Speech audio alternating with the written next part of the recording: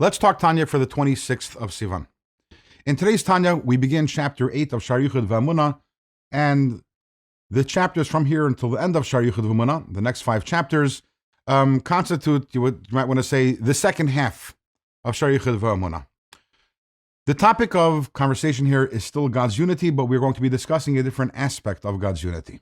Up until this point, we were talking about God's unity and how we reconcile that with the fact that there is all of creation and all the worlds and everything that inhabits all the worlds. From here on, we're going to move the discussion. We're going to talk about God's essential unity, God's unity in and of himself. What do we mean by that?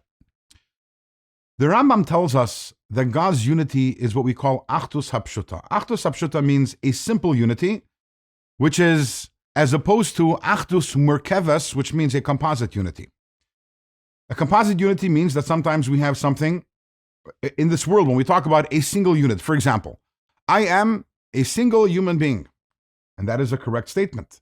At the same time, I'm a single human being, but I have two arms and 2 legs, I have a nose and I have a mouth. So I am comprised of many different elements and components. Rambam tells us that God's unity is different. God's unity is an absolute unity. God is absolute oneness, not a oneness that is comprised of different elements. Now, the Rambam grapples with this, and he says, but how does that work? We know that God has knowledge. God is aware of everything that's going on. And how does God's knowledge not make him a composite unity? There's God and there is his knowledge. So the Rambam says, and the words he uses is Hu ha-yedeya, hu ha-mada, hu ha-yedua, which translates roughly as he is the knower, he is the knowledge, and he is that which is known. In the human sphere, these are 3 different things. There is me, there is my knowledge, and there is what I know. And by God, all of these 3 are absolute oneness. Here in this chapter, the Alter Rebbe expands upon that and says this is true not only about God's knowledge, but also about God's many other attributes. God's kindness, God's compassion, God's desire.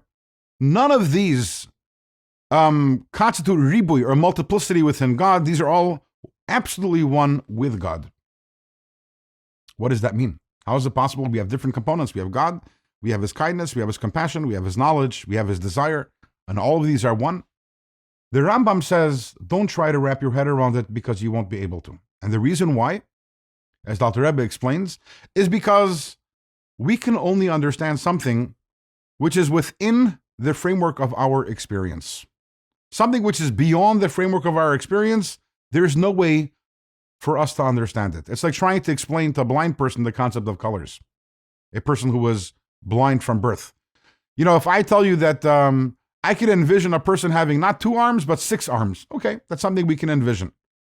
I highly doubt you've ever seen someone with 6 arms, but arms are within the framework of our existence.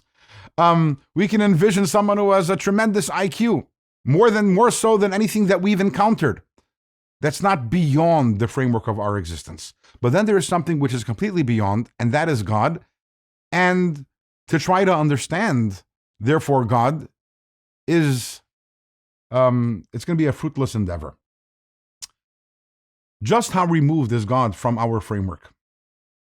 So that's the topic that we were going to be beginning in tomorrow's Tanya. Tomorrow we will discuss what is the human framework, and then afterwards we're going to move on and explain just how removed God's experience is from the human experience, which explains why to try to understand God's unity is something which is an impossibility.